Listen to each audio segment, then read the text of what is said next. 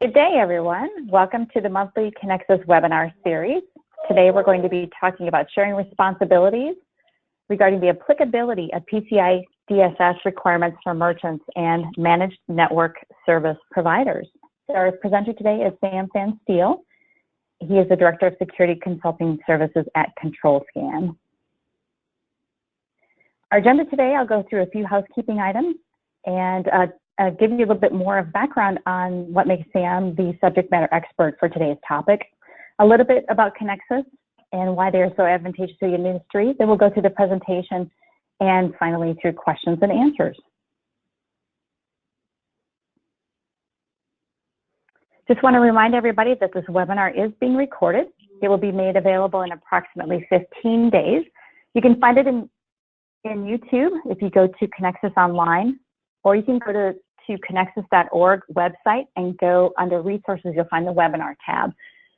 If you complete a very short survey that you'll receive after the conclusion of the webinar today, you'll receive an email with a survey link. It's only about 3 or 4 questions, and really one of the questions is asking for feedback for future topics. Then you would then be subsequently emailed a survey link so that you can get a copy of today's deck. All participants are in listen-only mode, and we do ask that you ask your questions via the webinar interface. In the go-to panel, there's a little question area. You just click on that and ask a question. Please no specific vendor questions. And then if you do need PCI continuing education credits, please contact Allie Russell at Conexxus.org. As I mentioned, Allie, she's our host today for Conexxus. So Allie, thank you very much for all your coordination and help. I'm your moderator. I'm Gunderson. I'm the chair of the Data Security Committee for Conexxus. My day job is actually the point of sale manager for Citgo Petroleum. And Sam Van Steel is our presenter today. And Sam is the Director of Consulting Services at ControlScan. He oversees consulting and assessments for merchants and acquirers, which evaluates the security impact of payment applications, their service providers, as well as point-to-point encryption technologies. Sam is very active in Conexxus Data Security Committee with me and is a subject matter expert for the Retail Financial Transactions Point-to-Point Encryption Working Group. He's also actively involved in other payments in community industry groups, such as the Vice Chair of the Electronic Transactions Association of the ETA Risk, Fraud and Security Committee, the ETA Mobile Payments Committee Work Group, PCI Mobile Task Force, and PCI Encryption Task Force. As you can see, Sam is highly credentialed, as he has several initials after his name, and is one of the very rare and few point-to-point encryption QS globally. So Sam, thank you very much for your presentation today and for joining us, sharing your wisdom. You bet, absolutely. A little bit about Conexxus. So Conexxus is an independent, nonprofit, member-driven technology organization. And really what that means is that Conexxus standards, and it's all really done through volunteers, such as Sam as myself. Conexxus has a very small team. And so really all of us get to take advantage of the standards and through this data exchange, through security, through mobile commerce. And so what that really means is that all of us get the benefit of using those standards so that we don't have to individually create interfaces with the various point of sale vendors, loyalty providers, mobile payment providers, back office providers, so on and so forth. So Conexxus is really good about providing vision and helping us identifying emerging technology and trends, and is really an advocate for our industry, and they're involved in other associations as well. So Conexxus is really a great group and is all for the betterment of U.S. petroleum retailers. Here's our Conexxus webinar schedule. We've had a great schedule this year, and you can find all of this, as I mentioned earlier, going to YouTube to Conexxus Online, or you can go to Conexxus's website, which is conexxus.org, and under resources and webinars. And in December, we've got 2 EMB sessions. You know, we're less than a year away from that outdoor EMB counterfeit liability shift. So I hope that everybody is planning on their upgrades already. It's about a 4 to 6 month process. So please start planning if you haven't already. The Conexxus annual conference is coming up at the end of April in 2020 already in Tucson, and we'd like to thank our 2019 annual Diamond sponsors. And if you're interested in sponsoring the Conexxus annual conference, please let us know. Now I'd like to turn this over to Sam. And again, Sam, thank you very much for sharing your thoughts and wisdom today. You got it. Yeah, glad to be here, and thank you everyone for joining. As Cara said, the title of this webinar is Sharing Responsibilities, Applicability of PCI DSS Requirements for Merchants and MNSPs. So as many of you may know, I do work for a company that happens to be an MNSP. I think Cara did a good job of spelling out that I actually sit in a different side of that business. So it's actually been a really good opportunity for me to come at this from the QSA side versus as the MNSP itself. And this is a vendor agnostic presentation. I vetted everything through the data security committee to make sure that we are talking about the principles that are valuable for any entity that's looking at their third-party service provider responsibilities, and also providing some very high-level but useful information about looking at your managed network service provider specifically as one type of a third-party service provider, and how their PCI DSS responsibilities and yours kind of come together in this idea of sharing responsibilities. To that end, this is kind of a quick little roadmap of today's webinar. I want to just spend a few brief moments talking about PCI DSS. Hopefully, everyone on this call is already pretty familiar with the PCI data security standards, but if not, it'll help bring us up to speed. But also talking about the PCI Data Security Standards Council's guidance as it pertains to what we'll be discussing today for third-party service providers and MNSPs. TPSPs, third-party service providers, we'll spend a few brief moments there as well before we start going into, at a high level, how an assessment process for PCI DSS affects your responsibilities with your vendors, or if you are the vendor, how you are communicating your responsibility to your merchants and other service providers. So that's, I wanted to come at it this way rather than just dropping straight into the topic at hand of managed network service providers, because if you do it, if you come in at that lower, almost ground level discussion of MNSPs, you may miss some of those important factors that contribute to how an MNSP specifically works with PCI DSS.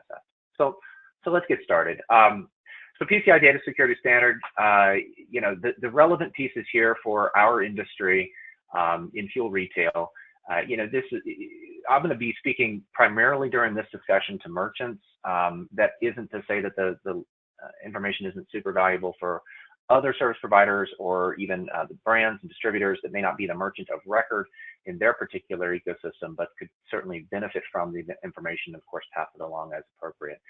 But to a merchant, there are 251 requirements in version 3.2.1 of the data security standard. So not counting controls that are specific to service providers or the appendices, which would only be relevant if you have certain issues at hand. It's a lot of times in PCI, we talk about how many requirements there are, and there are a lot, right? 251 is not a small number, but it is a discrete number. It is a number that is, you can look at each of those if you choose to spend the time and learn how they apply. And really, when you're looking at applicability of controls, somebody has to do that at some level, right? And so we're going to see how, as vendors, MNSPs and others can help leverage their time and energy to make that process easier on the merchant. But ultimately, the key element here is that all of those requirements are required for all merchants. I've underlined both of those because this is a big misconception in the industry. You say, well, I'm only doing this. Like, I'm a merchant, yes, but I'm relying entirely on some vendor to do everything for me. Or I am, perhaps I just report my compliance up to my brand, and they aggregate that and submit it to the acquirer. Or perhaps I'm, filling out an SAQ, and the SAQ really only has 14 requirements on it. Maybe if you're a SAC-A merchant, which is, congratulations. But that is, it still doesn't mean that you're not required to be compliant to those requirements. And I just start there, not to scare everyone, but really to say, you got to kind of look at the entire picture when you're looking at the DSS. And then we'll talk about how we can carve this up a little bit. So, and that's that third bullet point. Some payment configurations mean that some of those controls are not applicable. So it's a difference. There's a difference between a requirement being required that's why they're called requirements, and not being applicable for your payment configuration, how you're taking credit cards. Or, a good example of that is if you're not storing cardholder data in any form or fashion, you're using only tokens. Maybe you're doing regular transactions and transmitting card data, but it's not being stored anywhere. The majority of requirement 3, which is a pretty hard requirement to meet for many entities with strong cryptographic storage, it goes not applicable for you. It doesn't mean it's not required. If you ever were to store card data, you would be required, or rather it would become applicable for you. The second piece I want to point out is where you can get some of these documents I'll be talking about. So I've provided those links right here in the deck, which will be sent out after the webinar. But if you're following along at home, you can download these from the PCISecurityStandards.org website, /document_library, or click on the Documents tab. And we're looking at the requirements of security assessment procedures. That's just the regular version 3.2.1 of PCI DSS. And then we're also looking at the third-party security assurance guidance. So this is under the guidance documents. Scroll, I think, almost all the way to the very bottom, and or you can just search those words, third-party security assurance, for how. And this is a document I highly recommend. You're going to get pieces of this from this talk today, but spending some time in that document is very advisable just to understand how a third party and a merchant really work together to meet these requirements. And then, of course, if you are using any FAQs, you can download them from that document library as well. All right, so let's get started then. Third-party service providers, right? So there's a plethora of types of TPSPs. In the past, we sometimes just called these SPs, or service providers. That's fine too. I use TPSPs because as a P2P auditor, assessor, I'm also working with solution providers, which is also SP. Heck, my initials are SP. So, it gets a little confusing. So TPSPs is, I think, the traditional term, so it'll be what I use throughout this discussion. But as you can see, there's a number of different ways in which a third party could be relevant for your environment, not just MNSPs. All right, so anyone who's storing or processing card data for you, like a call center or an e-commerce service, or transmission, I think should have been included there as well. Your processor itself is a TPSP. Your acquirer uses a processor to manage that relationship, but you should have, even though you're reporting your compliance to a processor, it's actually required that you maintain those agreements, just like you will with any other third-party service provider, that they're going to handle your card data securely. Same thing with, media destruction. So in our industry, some of these would be less relevant, especially if you're an individual retailer. But you do have, oftentimes you'll have individuals that are coming in contact with your cardholder data, this fourth area down here.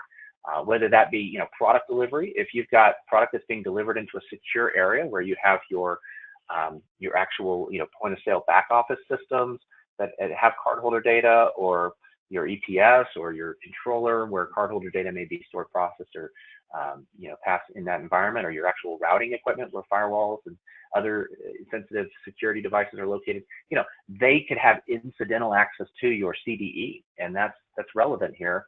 And they could, you may determine through this process that they need to provide you with some assurance of their security controls that they have in place. But we won't go into that too much, but unless we get some questions about that, but it is relevant to the general discussion. All right, so what does a TPSP do with respect to PCI DSS? So the first, a lot of these requirements you see, I'll put in parentheses so you can look them up later. Some of these I may even just pull right up on the screen and we'll read them together. But you'll find that most of these are going to be in the requirement 12 of the PCI DSS. Every entity has to meet requirement 12, as we already confirmed. So it's when you're looking at requirement 12 for like the risk assessment process, including your vendors in your risk assessment. Having a list of all of your vendors, that's like numero uno, right? You really can't determine how a vendor is affecting your compliance unless you have them written down somewhere and you know who you're actually working with. And I'm going to get into it in a little bit. I've got a tool here that can help you with that. But one of the larger ones that is often omitted is this written agreement.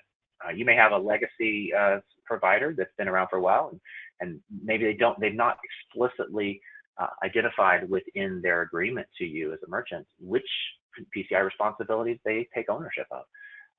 PCI is largely enforced through contractual obligations. You have a contractual obligation as a merchant to be compliant because you're accepting credit cards.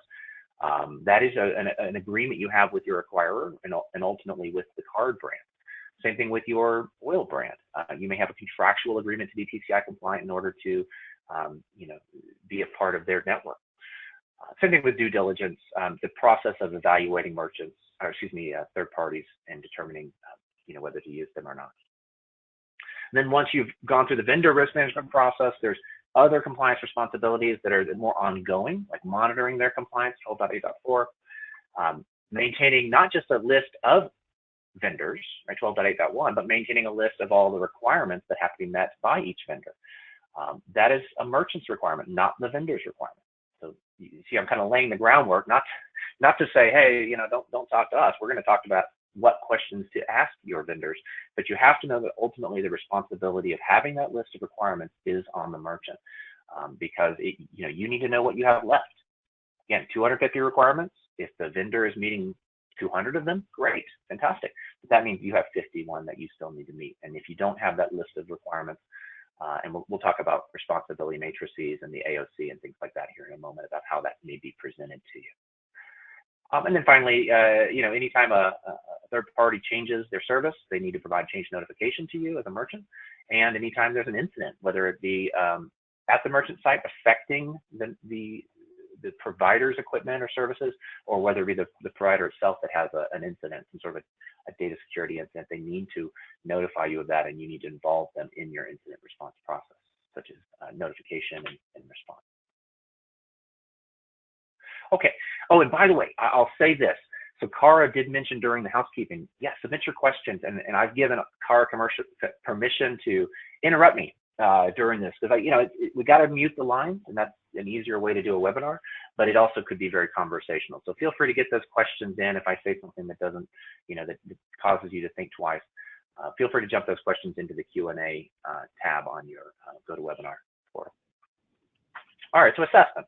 So now we know what a TPSP needs to do. Now, how do we assess this? How do we go through this process, whether with a QSA or as a self-assessment, or even just as a part of your internal compliance process? What are the documents? What's the evidence that you need to bring all this together and know what these responsibilities are?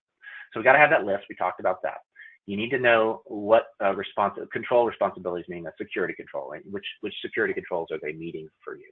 That's a fancy way of saying, what are they doing for you from a compliance standpoint. And then the attestation of compliance. This is a huge, important document. You guys have already heard about the AOC or the AOC. You're more than likely you're collecting those from your vendors. Maybe they're on time, maybe they're not. Maybe they have information that's valuable, maybe it doesn't. We'll talk about a little bit how you can dice it up and get more value from the AOC. You may also get a copy of the ROC. That's not very common. It's optional. The ROC, the report on compliance, as it were, is the larger document. Could be 300 pages or more. Generally not going to be provided to the individual merchants, and you shouldn't require it. However, some vendors will provide a portion of their ROC to support some of the claims that are in their attestation of compliance. And you, if you're a larger, say you're an oil brand, you may have as part of your security requirement when working, or information security policy when working with vendors, to require them to give you a copy of your ROC. Now that's between you and them. That's not something PCI dictates, but it is something that you could potentially require, especially if they have they're part of your critical infrastructure from a security standpoint. And then you may have, of course, the other evidence that we talked about, having an agreement that you can provide, or at least a template of that agreement. It is acceptable to provide your auditor with templates showing that you do require of each of your vendors to be compliant and or to meet certain conditions. And then the evidence that showcases that you've performed a risk assessment of each of those, how those parties impact your overall risk. All right, so next part of an assessment process. So I'm the QSA. I'm coming out and I'm talking to you about your retail environment. Scoping is, again, big misconception. A lot of people will bring in a QSA, and they will, a qualified security assessor, the kind of the PCI auditor, and they will say, okay, Mr. QSA, what is my scope? And that's the question's being asked the wrong direction, right? Yes, the QSA can help sometimes, especially if it's your first assessment in helping determine scope. But it's actually a requirement under PCI that the merchant, the entity, determine their own scope, and they present that to the QSA for validation. So generally, we will validate your scope. So since this question is one you need to wrestle with, let's dice it up a little bit here. The main factors that influence scope are people, processes, and technology. Whether you're talking about third parties or whether you're just talking about your own processes, people, processes, and technology. So with a third-party service provider, how does people, processes, and technology come into play? Well, of course, what people are the third party providing? Maybe it's an outsourced, if it's a human resource company that's providing you with cashiers, that's a third party service provider, and those individual agents need to meet all of the requirements for, under requirement 9 of knowing how their handling of cardholder data needs to be secure, and not to send credit cards or write them down on a sticky note sending them using insecure messaging technology.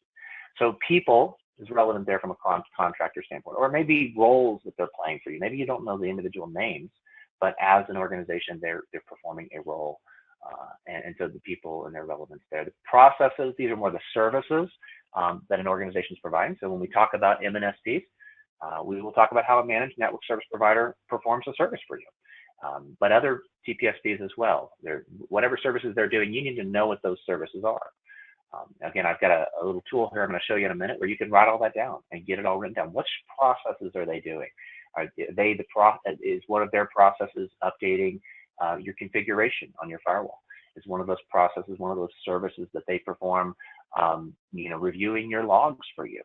Okay, if they are, you should write that down, and that should be clear in your agreement, because you may think that that's something they're doing, but if they're not doing it for you, if that's a process that's not in scope for them, maybe they're doing a log review, but they haven't had it assessed to PCI DSS, or maybe they're only reviewing their own logs, not yours. So being very clear on which services are being performed for themselves and which services they're performing for your assets, your firewalls, or your routing equipment, switching equipment, EPS, or point of sale system, that's super important for this discussion of scope. And then technology. So maybe there's actually a physical box somewhere, right? A firewall that they've co-located in your facility as something that's their ownership, or customer premise equipment that is under the management and ownership of the TPSP, but it's technology that's in your cardholder data environment, or perhaps it's security monitoring systems that are, again, either located on premises or in their own data center. Either way, they're performing a service, a process, using a technology or a system. And since PCI applies to people, processes, and technologies, if that technology, that server, is being used to support you, then it needs to be in scope and it needs to be assessed. You can't just say, well, yeah, they're doing this great thing for me and they're using these firewalls, but no, they haven't assessed it, because we're just going to check the box to say that it's secure. So that it would be in scope and therefore need to be assessed. And then, we talk about scope from a larger sense. If you're drawing circles on a data flow diagram or network flow diagram, you have the CDE, the cardholder data environment. That's where card data is stored, processed, or transmitted. But you also have in scope two other types of systems that are very important, and those are security affecting systems, like an Active Directory server or a log aggregation server. It may not have card data in it, but if they're using syslog and they're dumping their logs to a system, that system itself is in scope as security affecting. Same thing with connected to systems. So a connected to system is like a jump server or some sort of a remote access server that gives access to your cardholder data environment, even though it itself may not be in the cardholder data environment. So MNSPs, as we'll learn here in just a moment, they do provide that sort of connected to capability. They're providing remote access into the retail environment. And as a result, it's absolutely in scope. So it needs to be assessed either, and we'll talk about this in a moment, either as an AOC or as part of your assessment. Segmentation can affect scope. That's not required, but it is absolutely recommended to have segmentation both within the merchant's environment as well as segmenting these people, processes, and technology away from your cardholder data environment. So if you have, back to our example of people that are being provided by a staffing agency, well, if those people are not, if they don't have access to your cash registers or your fuel dispensers, if they don't have the key to open the AFD and change out the receipt paper, where they're inside that AFD and potentially in contact with sensitive components, then you can logically segment those people. We talk about segmentation a lot of times with terms of firewalls.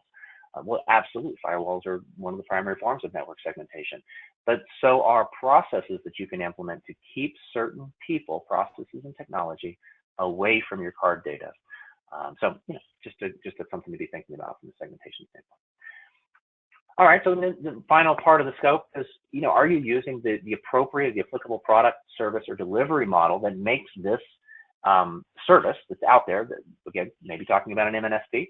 If you're using an MNSP, are you using their service in such a way that it actually fits the model, right? How are they delivering that service for you? Because I'll be quite honest, I know, again, I don't know if every MNSP is like this, but the ones I've spoken with, they deliver service to different vendors based on different contractual agreements.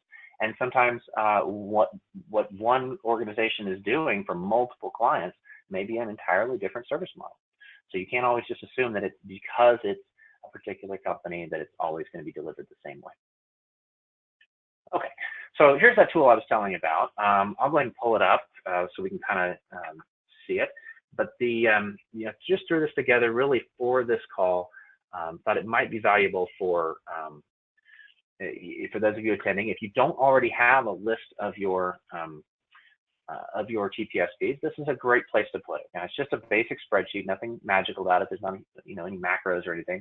I do have some data lists you can select from, but essentially getting that list and the description of the service provided, that is the absolute bare minimum that you have to have to meet 12.8.1. But if you go through and go ahead and identify which people, processes, and technology are they providing for you, list out the people enrolled, the processes that impact the security of your card data, and what types of technologies they're providing you, then ultimately you should be able to determine, is this a TPSP that's in scope? And if it is, then check it yes, and then continue with the remainder of the document. If no, well, great, you've implemented segmentation to keep them away from your CDE and your card data. And then, of course, I've got columns here that you can just keep track of. When did you send them a copy of your information security policy? Because that's something you need to do as a part of 12.1. Did you include them in your risk assessment? Do they have remote access to your environment? If so, 8.1, 8.1.5, 8.3, 12.3.8, these are all controls that are going to be applicable for them. I didn't list out all the ways in which, because this would be a huge document if I did, but remote access is a big one. Certainly the way in which many of our data breaches over the last few years have taken place is through third parties that have remote access to an environment. Written agreement, et cetera. So you take a look at this, see if it's valuable. The last piece here is during that compliance assessment is determining, is this going to be independently assessed? Do they have an AOC? If so, they've been independently assessed. If not, maybe they're a smaller organization that you just have an agreement with to maintain certain systems there locally. As such, you may just say, well, we're going to assess them as part of our own internal assessment or as part of our annual ROC. If so, then you wouldn't need an AOC from that organization, right? Because they're going to get assessed by your QSA or by your internal audit in conjunction with your annual process, as if they were one of your employees, right? And that's fine. Just because someone's a third party doesn't mean they have to have an attestation of compliance, right? So just we'll take a look at that a little bit more, perhaps if we have time, but that's available to you from that link. And we're also, I think, going to send this out to everyone after the webinar is complete. Yep, and Sam, it's going to be in Excel format, so people can modify and change it as they need as well, correct? Absolutely. Yeah, I didn't lock it or anything. So perfect. Thank you. Yeah, you bet. That's a great tool.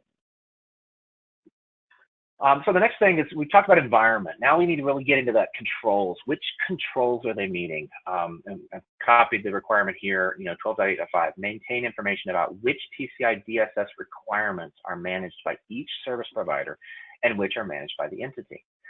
And so really need to get into this a little bit more, and I don't want to take too much time, but we'll jump into that here on the next slide. So let's talk about the AOC. So the AOC is the attestation of compliance. Primarily, this is what you're going to be dealing with. First thing you need to do when you receive an AOC from a vendor is read the description, Part 2E. What are they doing for you? They're going to have to say in their attestation of compliance. I wrote this one up, and I'm exaggerating a little bit here, but you can read it there. ACTI service provider provides data center services. However, it doesn't manage the network configuration of the client's routing devices, doesn't manage logical security services, log monitoring, certainly doesn't manage the storage of card data. I wish an AOC would be this clear. They're usually not. It's usually going to be in the omissions that you'll see, wait a minute, I don't see here where they're doing X.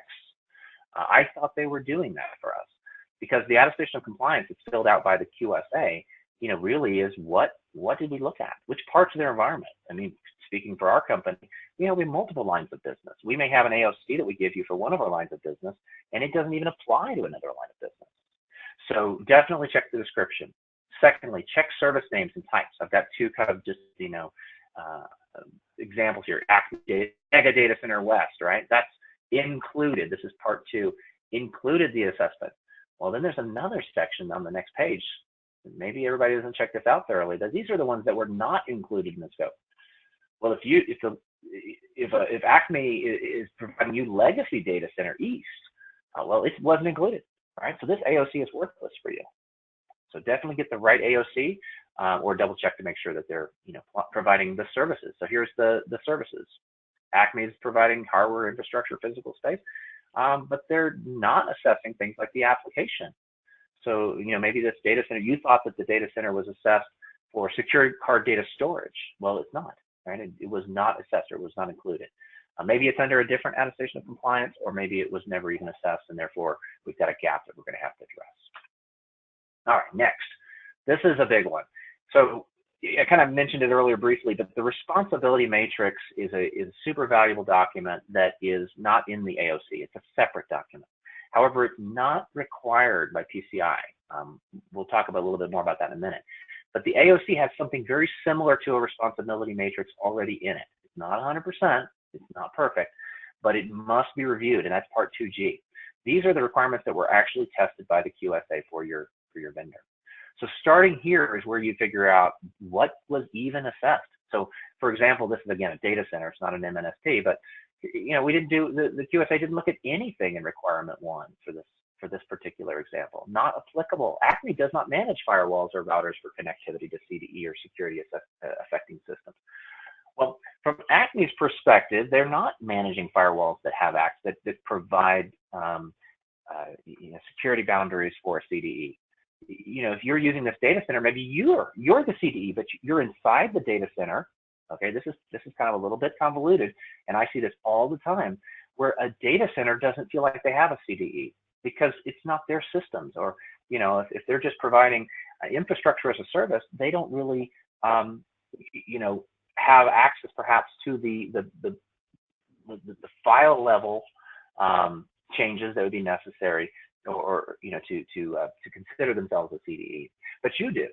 So if you're looking here and you see that they've deemed it not applicable, well, remember we already said the merchants, they're all requirements are in scope, or all of them, are required. So if you do have a CDE sitting in that data center, well, guess who gets to meet those requirements for requirement 1? I mean, you do. Or you can work with your vendor to be assessed along with you. Or you may push them to get an AOC that does include requirement 1 and say, we want you to do this for us, right? We want you to maintain our firewalls securely. They're your firewalls, but we want you to maintain the rules and attest that they meet all the minimum conditions for providing segmentation and DMZ, et cetera. And if so, you're probably going to pay for it, right? Let's be real. All right, so not applicable. So, you got to check. Every NA has to be noted in this section. Not applicable control. And what's not applicable for the TPSP does not mean it's not applicable for the merchant. And finally, it's the merchant's responsible to compare these against PCI DSS. So you have to go back and see, and that's why this tool that so this same tool on another tab, I've called it Responsibility Matrix. We're going to talk about what that means, is a full list of the PCI DSS 3.2.1. You can scroll through this. So we have a new version of PCI coming out in about a year and a half, version 4. But for now, this is very, should help with any of the upcoming assessments that you have going on. And in this document, you would note, hey, for this third-party service provider, right, you fill one of these out for each one of your vendors. Vendor A. For vendor A, the third-party service provider is required to meet this control. And the versus perhaps, let's look at perimeter firewalls between wireless networks. Well, that's definitely their responsibility because I don't have any wireless networks. They do. So they had to protect my CDE from their wireless. So going through there, and then if there's something that is shared in responsibility, then you would write that out. What specific coverage is the scope of the entity? Well, the entity is it's like this one, a formal process for approving and testing all network connections. Well, entity approves connections to to the WAN and perhaps the merchants, or rather that's the TPSP. Oh, I did it backwards. We'll just do it. Okay, there we go. To the CDE, and maybe the TPSP has their own firewalls that provide remote network connectivity, whatever. All right, so writing that out thoroughly helps you to get your arms wrapped around which controls are met by whom, and then how is the TPSP going to provide you evidence of that? And if that's an AOC, then great. Or they may provide you with actual evidence so that you can submit that to your QSA. All right, we're going to go into that document a little bit more in just a minute when we talk about MNSP. So another part of the AOC is the PADSS. If you are running a PADSS point of sale, again, unrelated to MNSPs, but speaking specifically to different types of third-party service providers, there's a Section 2 app where it will talk about whether they use a QIR. Again, another spot where you can confirm that they've met the controls for you according to your responsibility as a merchant. And of course, finally, is the AOC itself compliant, right? Because you could get an AOC, hopefully by accident, that is an interim AOC, a non-compliant AOC, in which case it really doesn't provide you any value. All right, so that responsibility matrix we looked at a little bit, but a responsibility matrix may be provided to you by your third party. And I know that we do this.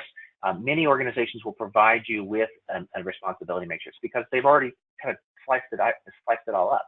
It's a tough process to go through, and if they know what they're doing for you, then yeah, absolutely ask them for that responsibility matrix. They are not required to give you one by PCI, but they could be required to give you one by virtue of your own agreement. So if you're going through that due diligence process, you may want to include that. Say, as a part of us doing business with you, third party, you're going to give us a responsibility matrix every year. If they don't give you one, look at Part 2G. It may provide you with sufficient information. Or if they do not provide you enough information, the agreement itself has to specify under 12.8.2 which controls they are meeting for you. Again, kind of in lieu of a responsibility matrix. And if not, then you need to go through this document kind of yourself, right? You ultimately need to feel comfortable of what you know that they're doing for you and what they're not, and how you're going to get that evidence on an annual basis. Okay. So there's a little screenshot of that same document we were just looking at. And this is, again, not an official document. It is referenced. Some of these column headers I've taken from the third-party security assurance document that I alluded to earlier. So check that out, build it out exactly the way it makes the most sense for you. All right, so let's, why we're all here, all right, talking about MNSPs. So the managed network service provider model has come about to address a very specific need within fuel retail. And that is that there are access into and transmissions out of a site that are sensitive. So I've identified two of those that I think are very relevant, and they may not apply to every MNSP. So definitely, again, read the description within the AOC, read your agreement, know what they're doing for you. Don't just assume because Sam said it, that means that everyone's doing it. But remote access is the first of those. So you may have a hardware vendor who maybe historically has had direct access into your site, but with the advent of this MNSP model, the MNSP has injected themselves between the vendor and the retail site.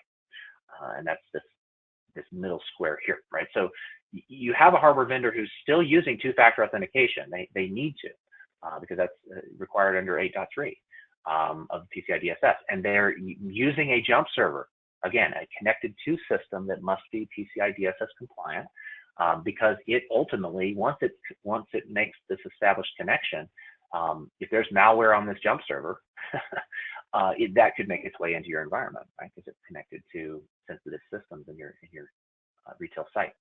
So those systems are provided generally by the hardware vendor. Again, every model may be slightly different. It may be possible that your MNSP is providing the jump server. So having a network diagram is also required under PCI DSS. So who's providing you a diagram similar to this one, showing which systems are provided by which provider. Where did they identify the people, processes, and technology that they're doing for you? Was that in the description of the AOC? Was it in the agreement that you have with them? Was it in the responsibility matrix, right? So these are places you can look for, okay, is my MNSP providing me a jump server, or is it the hardware vendor that's doing that? Because that's, again, very relevant. So in the MNSP model, the hardware vendor connects to the MNSP's remote access platform. They're validated against usually like some sort of a one-time password, some sort of a token.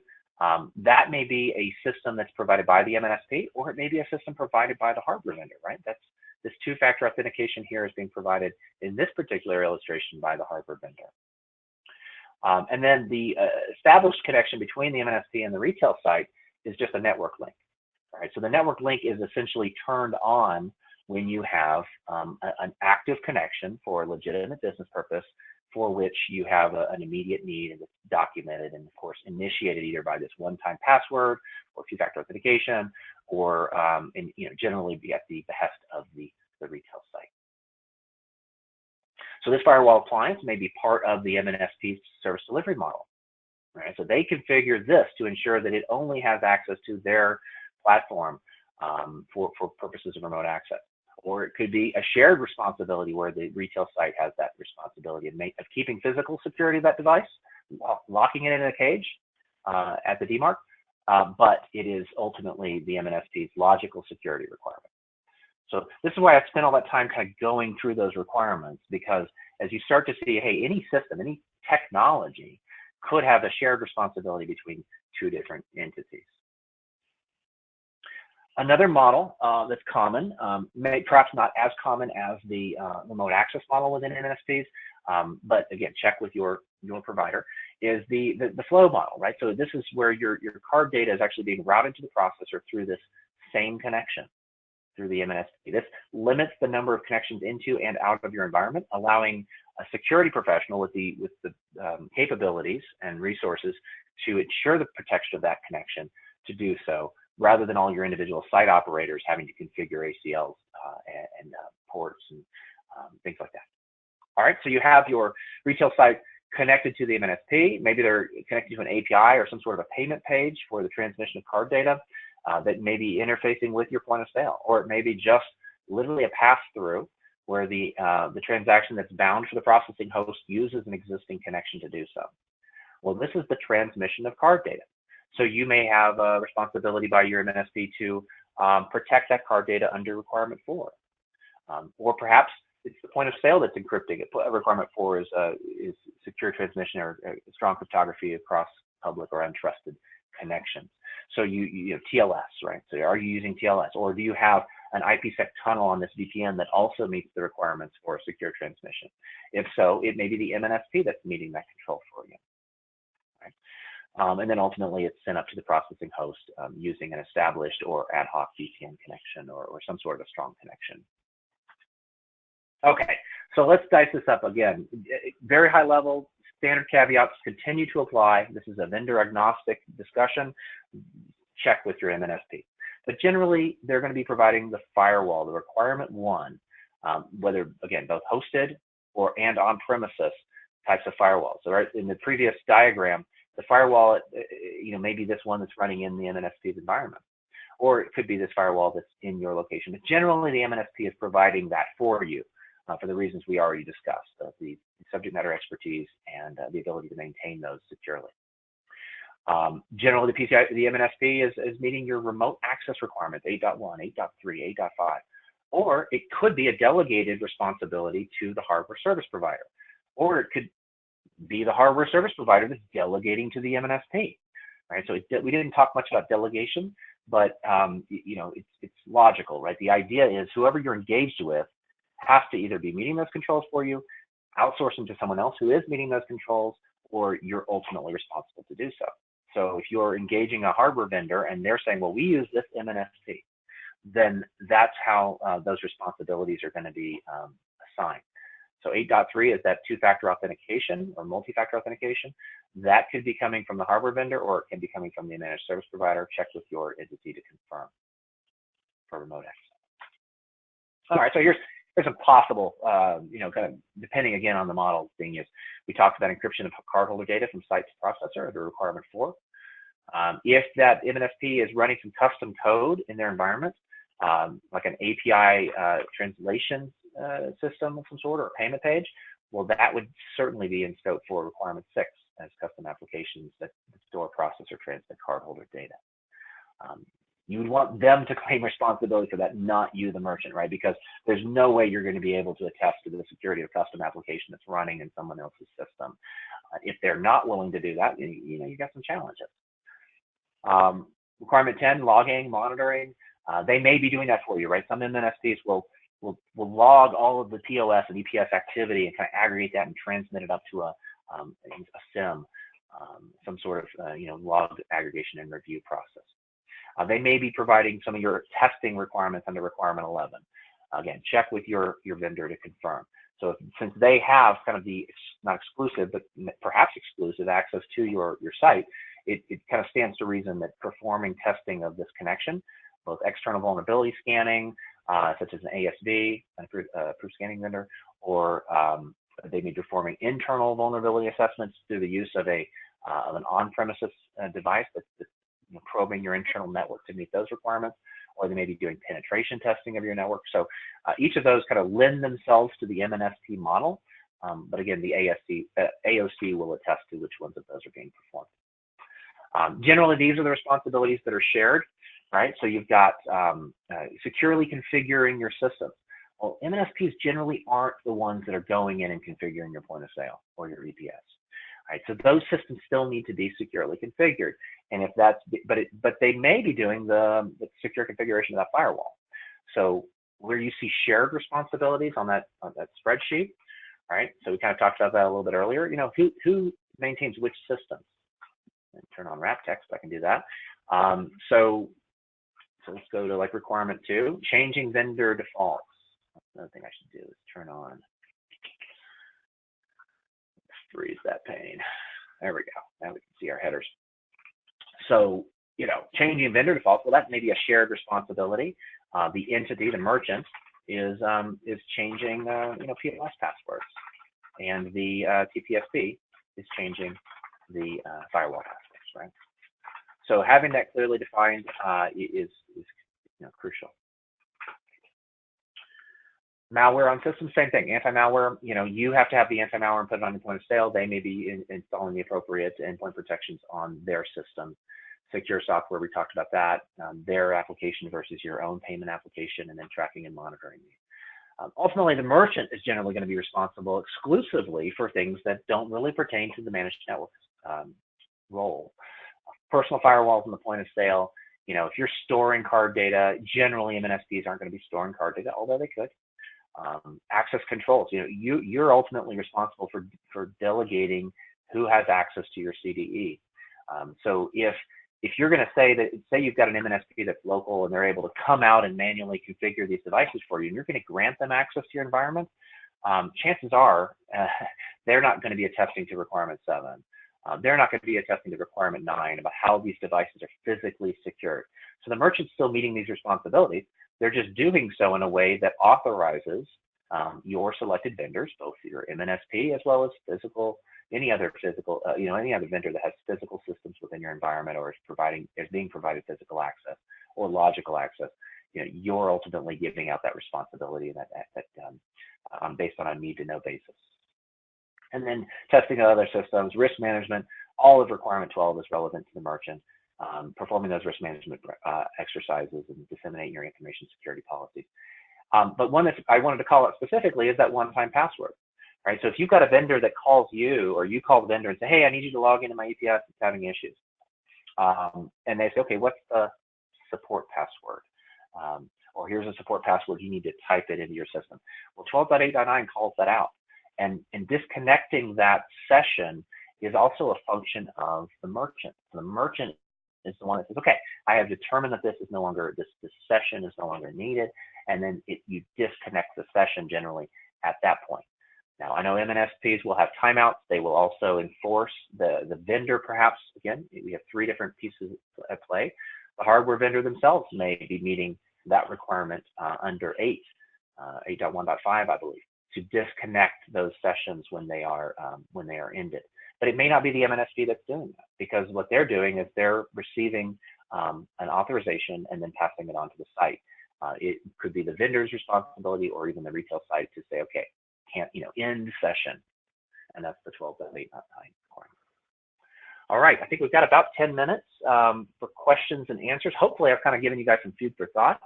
Cara, I will turn it over to you. You guys got any questions come in during the discussion? Thanks, Sam. That was great information. A lot of information as well. So just wanted to remind everybody to please type in your questions into the GoToWebinar question panel, and we will answer them in the order in which received. And please, again, no vendor-specific questions. While folks are typing in their questions, I just had a couple here. Is that first, when you review the attestation of compliance, or the AOC, and you see that your third-party service provider has their own third-party service providers, do you as a merchant have to also get the AOC from your third-party service provider, if that makes sense? That's actually a really good question. So it really depends on how that third party's compliance has been assessed. So if we go into an AOC, I didn't include a screenshot of this, but I'll show it. Just get one pulled up here real quick.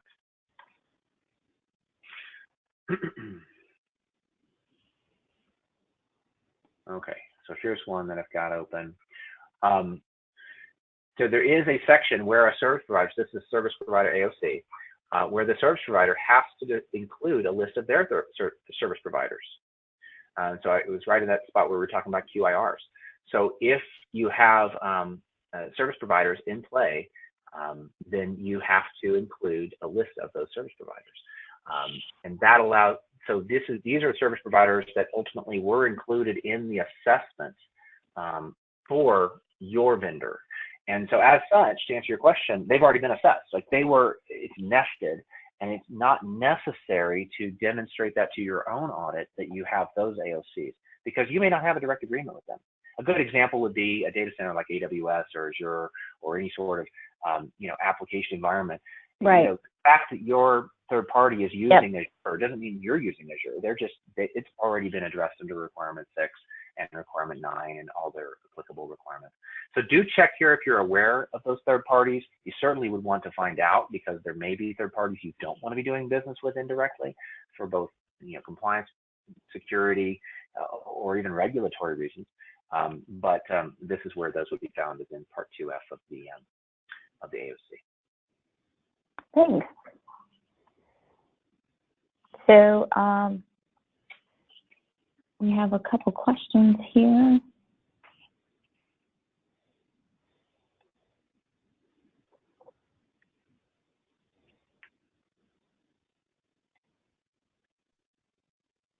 Okay. So the question is, how do you see 8.9 section one-time passwords being implemented in a way that meets PCI compliance? Okay, I think we're talking about 12.8.9, right? Or let's see. Actually, 8.9 is one-time password, right?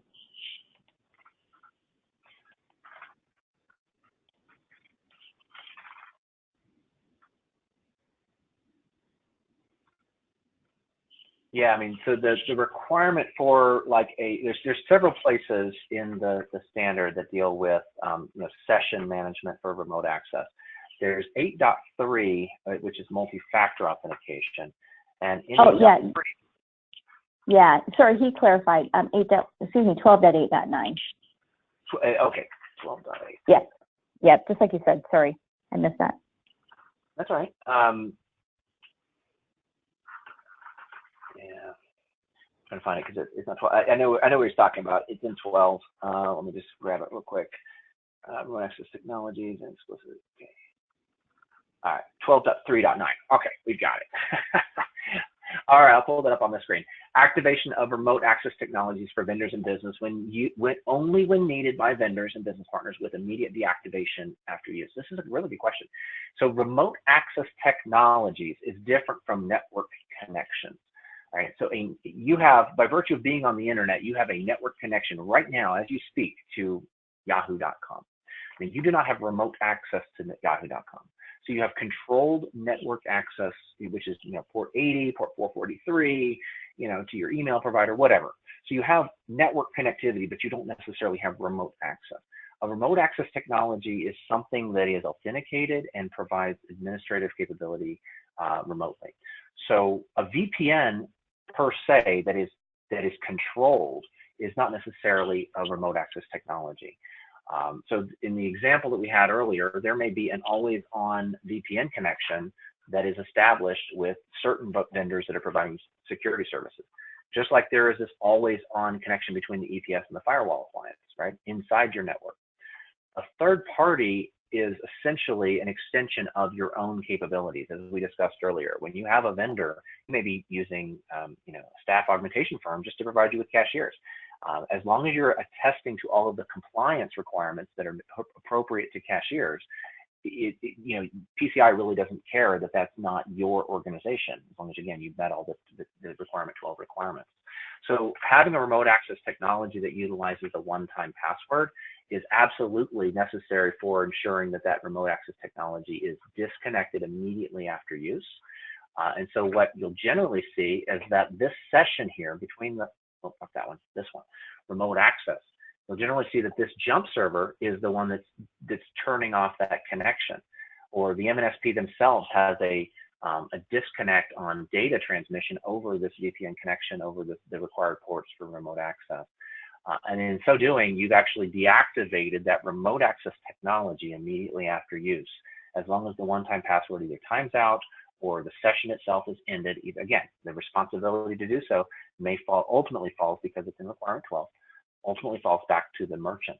So the merchant must have the technologies or the manual oversight to press disconnect on that, or to ensure that the password for the session only allows access for a limited amount of time, so that 12.3.9 it can be met by the merchant in this case.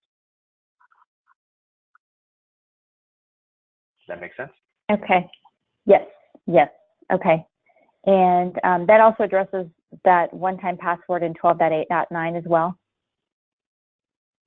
Yeah, so the one-time password is one way in which that, just want to make sure it's other places. That is the mechanism. Okay, so using a one-time password to ensure the automatic disconnect, or the use, the 12.3.8 for a specific period of activity, or that it's only allowed as needed, right? Only when needed. That's the one-time password. So it's the need is determined by the merchant. They provide the one-time password to the vendor, and then the vendor has that ad hoc access. Okay. And we do have one more question. It's a pretty big question, and I'm not sure we can answer it in 2 minutes, but here we go. So how does network tokenization and use of payment card generated tokens affect a merchant's PCI DSS scope, if at all? Great question. Yeah, so I think we can touch on it sufficiently in a couple minutes. Tokenization, there's several different types of tokenization. Generally, when we talk about tokenization, we're talking about low-value, non-cryptographically reversible token, or also called index token. If you give me your card and I say, okay, your card is number 1 in my file, well, 1 doesn't mean anything. It's just the first one that I got, or it may look like a credit card. I could say your credit card is 1 2 3 4 5 6 7 8 9 0 1 2 3 4 5 6. Well, that's still not a credit card number. It just looks like a credit card because maybe it needs to go into a field in your system that looks like a credit card. So anywhere that token goes, if it's, again, non-reversible, low value, it can be considered not cardholder data. So in an organization, and I'm just using this, probably not a good data flow, but if you have, say, mobile payments at the pump, and someone walks up with their iPhone and they've already got their card data tokenized out of band. They didn't do it on your network. They did it on their cellular or separately. They've tokenized their card and they tap it to pay. That if it's a token, it's not reversible. It's not a PCI responsibility to protect that. However, that token could be replayed. It could introduce other risk into your environment. They could be conducting a fraudulent transaction using someone else's token. These are still things that affect your risk. So part of that risk assessment under 12.2 is to say, okay, we're going to go away from using cards. We're only going to use tokens.